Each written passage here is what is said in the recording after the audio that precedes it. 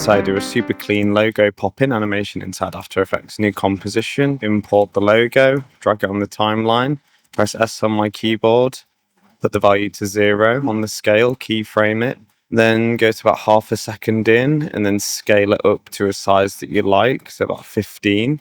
Go a few frames before and then overscale it to about 19 or 20. To smoothen it out, keyframe interpolation on the right click, Bezier, and then go to the speed graph editor.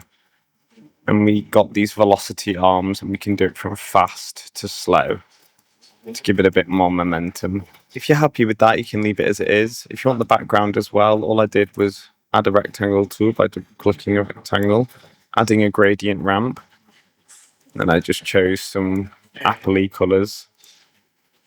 And then all I did was keyframe the end of the ramp, so it starts on the left-hand side by holding Shift, clicking, dragging on frame 1, and then going to the end, and then Shift, clicking and dragging to the right like this, and then adding a turbulence displace on the shape too, turning the amount so it starts to go a bit more inky, increasing the size, and then Option, clicking the evolution, going time, asterisk 50, and voila.